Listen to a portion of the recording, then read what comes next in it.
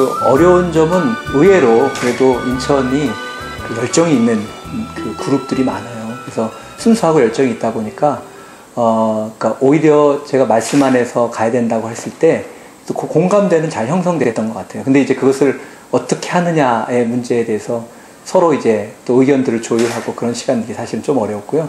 그래도 생각보다는 잘 따라오시고 또 열정 있게 해주시고 그리고 큐티를 또 나누다 보면 좋잖아요. 그러니까 은혜가 있으니까 이분들이 또 그런 간증들이 있고 그러면서 이렇게 아름답게 좀 형성해 나가는 것 같습니다. 동기부여는 몇 가지가 있는데 일단은 저희 인천도 온누리교회라는 거죠. 그리고 하 목사님이 품으셨던 목회 철학과 교회 가운데 사실 우리가 그 증거잖아요. 온누리교회가 정말 어떻게 보면 12가정으로 시작해서 수많은 부흥을 경험했고 근데 단순히 사람 많아지는 부흥이 아니라 인생이 변화되고 정말 하나님이 원하시는 자리에 우리가 서 있는 그런 축복들을 경험했잖아요.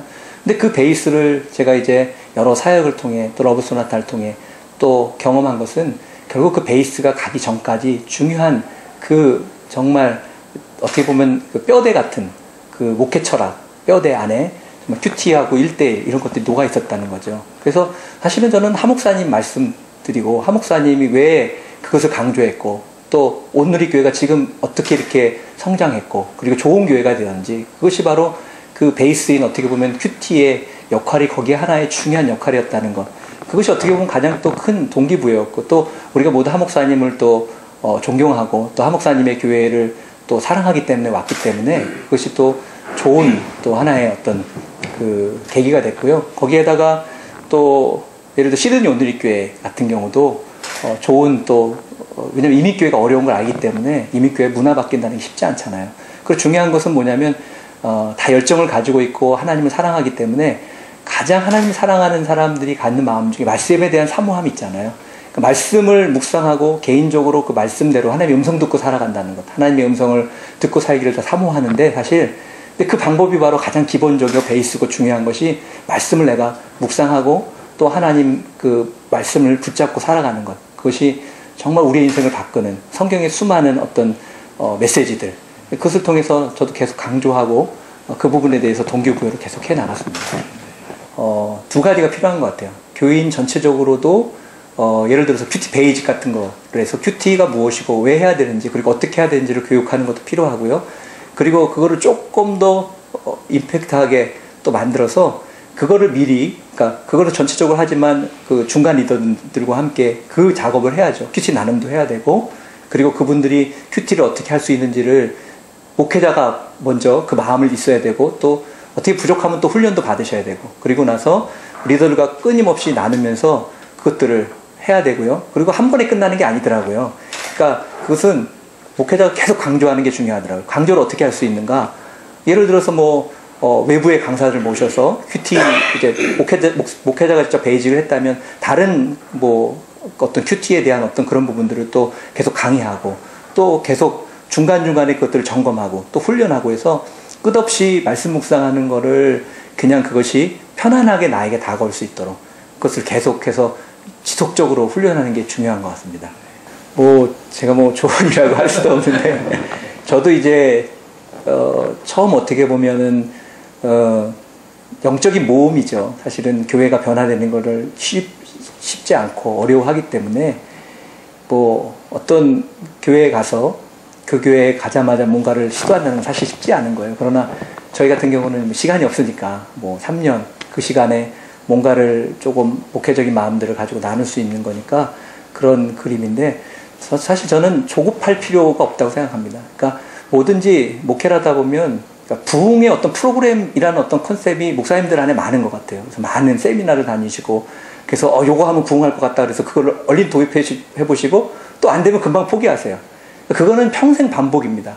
그런 게 아니라 이게 프로그램이 아니라 삶이라는 것을 강조하고 계속해서 목회자가 끝없이 그것을 강조하고 목회자가 그 마인드가 없으면 사실은요 그걸 하다가 무너질 수밖에 없어요. 계속 그 마인드를 가지고 강조하고 또 스스로 큐티를 하고 또 리더들끼리 큐티 나눔을 하고 사실 제일 멋있는 거는 제가 보니까 그 목회자들이 큐티하는 것도 아름답고요. 그리고 또 어디 그 시드니 온누리교회 보니까 머리 하얗신 70 이상 되신 장로님들이 이렇게 앉으셔서 큐티 나눔을 하는 모습이 너무 아름답게 보이더라고요. 그러니까 그 모습 자체가 후배들에게는, 신앙의 후배들에게는 그냥 그게 어떻게 보면 그 모범이 되는 거예요. 그냥 보면, 아, 나도 그 나이 돼서 정말 이렇게 큐티 나눔하고 싶고, 그 나이에 대해서도 하나님 말씀대로 살고 싶구나, 라는 그런 생각을 가질 수 있다고 생각합니다. 그래서 큐티는 길게 봐야 되고요. 프로그램이 아니고, 그리고 이것을 목사님이 마음에 품고 비전으로 가지고 끝없이 간다면, 어느 교회든 정착이 잘 될 수 있을 거라고 생각합니다. 이 말씀을 매일매일 읽는다고 생각을 했어요. 네, 그래서 처음에 왔을 때는 많이 읽었습니다. 그냥 반복해서, 계속 반복해서. 그러다 보니까 말씀이 이제 체계가 잡혀지더라고요. 말씀이 체계가 오니까 진실하게 어디서나 주님이 보고 계시다는 거, 동행하시다는 거. 그러다 보니까 하다못해 휴지를 버려도 옛날에는 그냥 무심코 버렸는데 자제하게 되고, 신호등을 건널 때도 주님이 보고 계시다. 예, 어린아이 같은 신앙이 되더라고요. 처음에는 저도 많이 읽었어요. 많이 읽었는데 몇 번을 읽다 보니까 이렇게 어떤 레마의 말씀처럼 마음에 와서 닿는 게 있더라고요. 그래서 아, 이거구나 라는 생각을 했었는데, 한동안 저는 하나님의 음성을 듣는 거를 어떤 육성으로 듣는다고 생각을 했어요. 그래서 그거를 계속 기도를 했어요. 하나님, 저에게도 다른 사람처럼 육성으로 들려주시든지, 아니면 성령의 몇 장, 몇 장, 몇 절 이렇게 들려주시든지 그렇게 들려주세요. 그렇게 계속 기도를 했었어요. 근데 언제부터인가 제가 큐티하면서 여러 번 반복해서 읽다 보니까 어떤 그 레마의 말씀처럼 저한테 주시는 말씀들이, 이 말씀이 나를 이렇게, 하나님이 이 말씀을 통해서 나한테 말씀을 하시는구나. 그거를 알게 됐고, 제가 이제 큐티를 하면서 변화됐다는 것은 우선은 저 자신을 내려놓게 되더라고요. 예. 그동안은 그냥 말씀 따로, 내 삶 따로였었는데, 지금은 내 자신이 많이 내려놔지고, 어떤 일을 했을 때도 그래, 이것도 하나님의 뜻이지. 내가 어떤 일을 당했을 때도 이것도 하나님의 뜻이지. 그냥 그렇게 그냥 있는 그대로를 제가 받아들이게 되더라고요. 하나님 앞에 감사하게 됐고, 또 특별히 자보들을 이제 사랑으로 품어야 되겠다. 내가 모든 것을 좀 내려놓고 기쁨으로 보여줘야 되겠다는 그런 변화가 왔습니다. 기질이 변화가 되는 거를 많이 깨달았습니다. 그래서 제가 빛은 아니지만, 하나님이 빛이시지만 제가 간접 조명이 되는 듯한 삶을 살고 있다는 느낌을 받습니다. 그래서 왜 보통 사람이 미워지면 그 사람하고 싸우고 싶은데, 하나님 말씀을 통하여서 제가 하나님이 빛이신 그 빛이 나를 조명하고 내가 간접적인 조명이 되어서 그 사람과의 관계를 회복하는 그런 기쁜 일들이 많았습니다.